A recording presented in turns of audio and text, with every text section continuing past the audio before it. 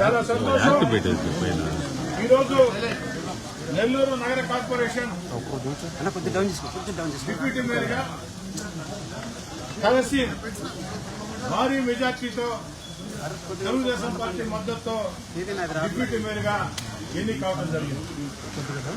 మంత్రివర్యులు పొంగూరు నారాయణ గారు నెల్లూరు సిటీ నియోజకవర్గం నుంచి ఒక మంచి ఆలోచన చేసి ఒక మైనార్టీ అభ్యర్థిని డిప్యూటీ మేయర్గా పెట్టాలని సయ్యద్ నర్సీని నిర్ణయించడం జరిగింది.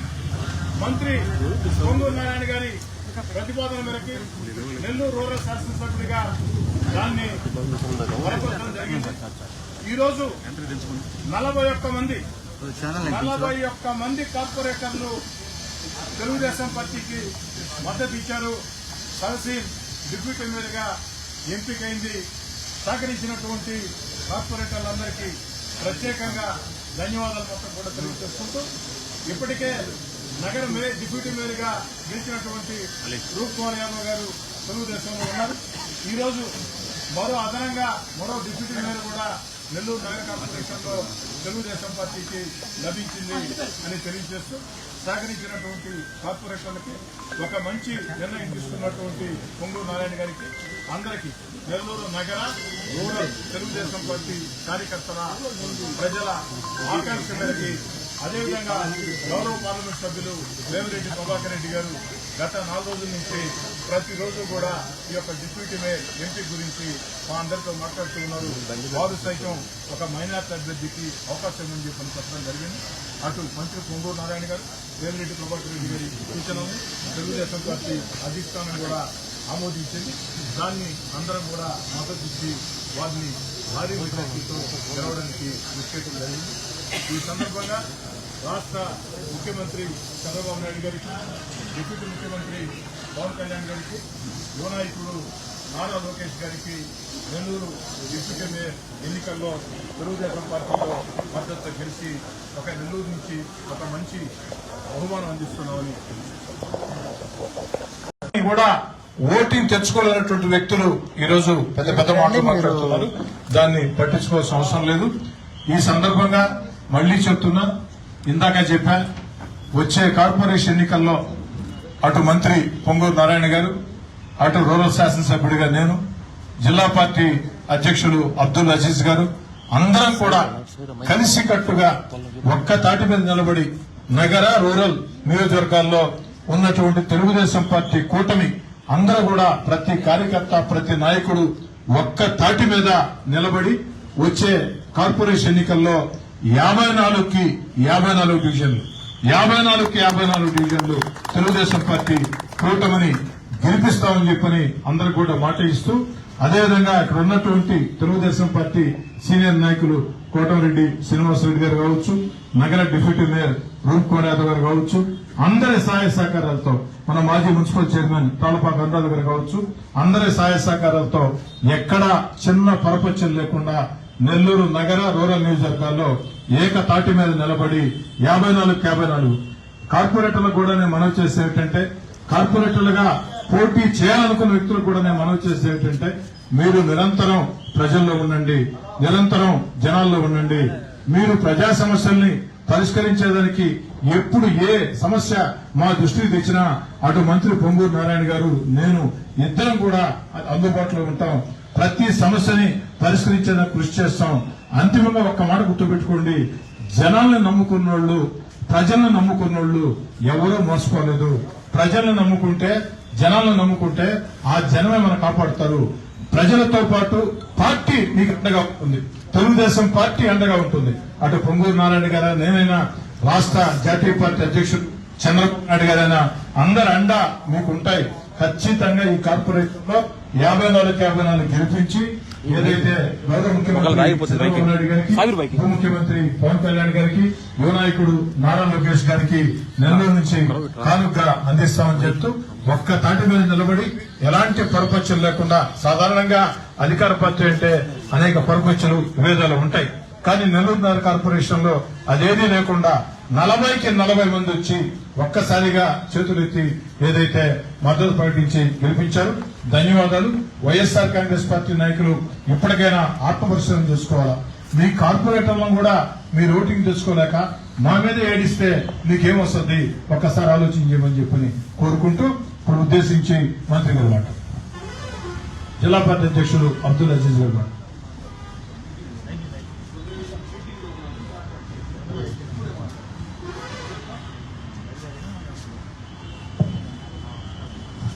కంగ్రాచులేషన్స్ అందరికి. అందరూ అనుకున్నట్టుగా కలిసినట్టుగా గెలిపించుకున్నాము. ఇప్పుడే శ్రీధర్ రెడ్డి గారు చెప్పినట్టు ఉండే 12 మందిలో 2 రాలేదంటే వాళ్ళ పరిస్థితి ఏందో మీ అందరికి అర్థమవుతుంది. ఏదేమున్నా ఇటు పక్క మంత్రి గారు అలాగనే శ్రీధర్ రెడ్డి గారు ఇద్దరి యొక్క నాయకత్వంలో మీ అందరికీ మంచి రోజులు వస్తున్నాయి. కష్టంలో ఉంది రాష్ట్రం, డబ్బులు లేవు, ఖజానా ఖాళీ అయినా అనుభవమైన వాళ్ళు కావాల్సింది. అందుకే మళ్ళా కోరి నారాయణ గారిని ఆ స్థానంలోనే ఎందుకు పెట్టారు చంద్రబాబు గారు అంటే, అనుభవమైన వాళ్ళు ఈ క్లిష్ట పరిస్థితుల్ని దాటి ముందుకు రావాలంటే అనుభవం ఒకటే. అందుకోసం కష్టపడే వ్యక్తులు, అనుభవం ఉండే వ్యక్తులు ఎట్టో ఒకటి తెచ్చి నిధులు తెచ్చి మన నెల్లూరుని అభివృద్ధి చేస్తారు. దాంట్లో మీ అందరూ భాగస్వామ్యం ఉంటారని కానీ తెలియజేస్తూ మరోసారి డిప్యూటీ మేయర్ గారికి శుభాకాంక్షలు తెలియజేస్తూ మీ అందరికి కానీ ధన్యవాదాలు తెలియజేస్తూ సెలవు చేసుకున్నాను. Thank you. మంత్రి పొంగూరు నారాయణ గారు మాట్లాడారు. ముందుగా మీ అందరికీ శుభాకాంక్షలు. ఎందుకంటే ధన్యవాదాలు. ఏదైతే మనం అనుకున్నామో తస్సీనాన్ని యాక్చువల్గా డిప్యూటీ మేయర్గా చేసుకోవాలని ఈరోజు మీరందరూ శ్రీధర్ రెడ్డి గారి శాసనసభ్యులు శ్రీధర్ రెడ్డి గారి ఆధ్వర్యంలో అడిగిపోవటం. ఈరోజు 41 మనకు 40, మనకు 40 వాడికి వచ్చి 12 అంతేనా?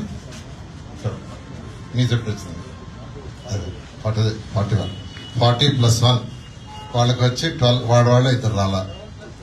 ఇప్పుడే శాసనసభ్యులు చెప్పినట్టుగా ఉన్నవాళ్ళలోనే 2 రాలేదంటే వాళ్ళ పరిస్థితి వాళ్ళు ఈరోజు అర్థం చేసుకోవాలి. అయితే మీ అందరికీ ఒకటి నేను చెప్పేది, రాష్ట్రం చాలా ఫైనాన్షియల్ ఇబ్బందులు ఉంది, అసలు తెలియనంత. ఎందుకంటే మేమంటే 2014-19 మినిస్టర్గా చేశాను, మళ్ళీ ఇప్పుడు మినిస్టర్గా ఉన్నా. ఆ రోజుల్లో పరిస్థితి ఇప్పుడు పరిస్థితి ఏంటంటే, ఇప్పుడు జగన్మోహన్ రెడ్డి చేసిపోయిన ఆ 10 లక్షల అప్పులకి ఇప్పుడు స్టేట్లో ప్రజలు ట్యాక్స్ కట్టినా, సెంటర్ నుంచి డబ్బులు వచ్చినా ఆటోమేటిక్గా రిజర్వ్ బ్యాంక్ కట్ చేస్తుంది. మన దాకా రాలేదు.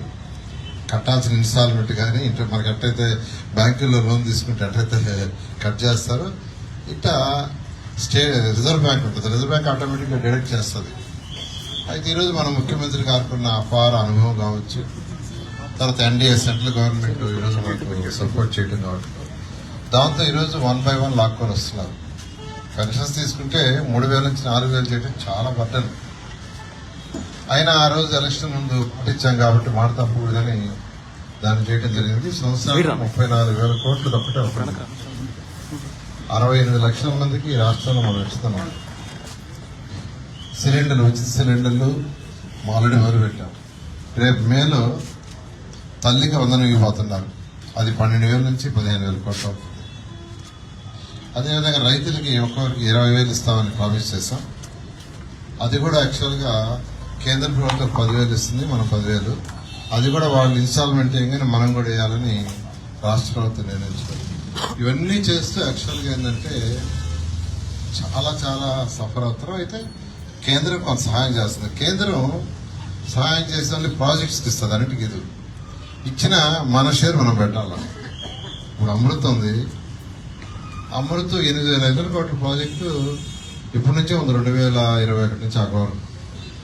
అయితే వాళ్ళు ఇచ్చేది 36.7% యావరేజ్, 36-7% వాళ్ళు ఇచ్చేది డబ్బులు.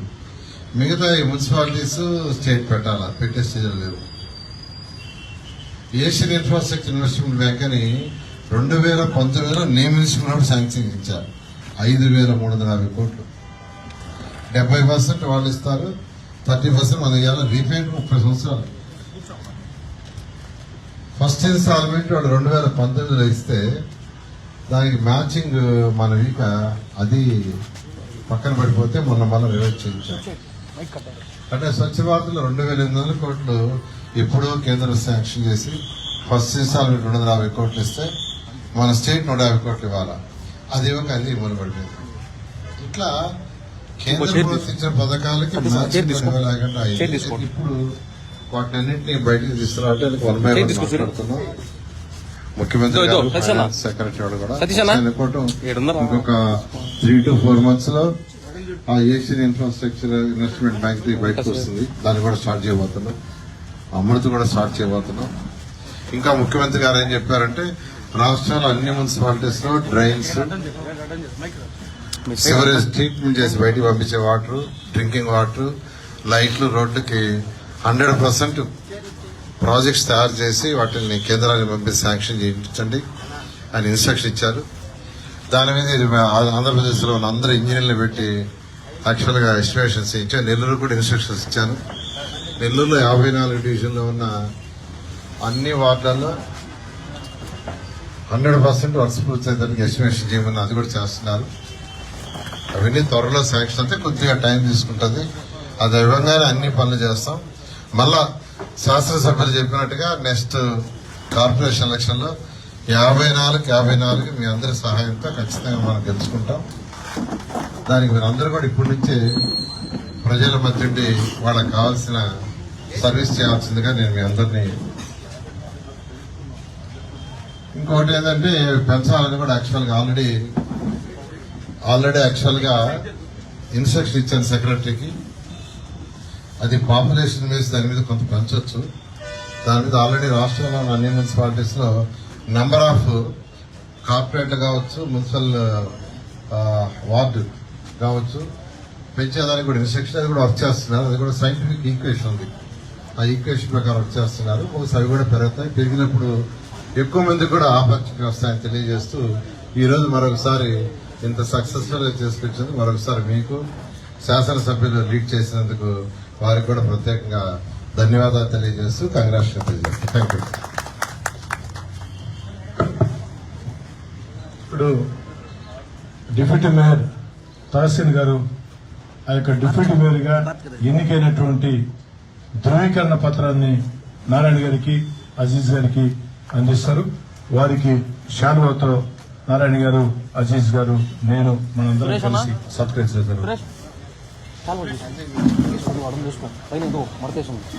ఇది కూడా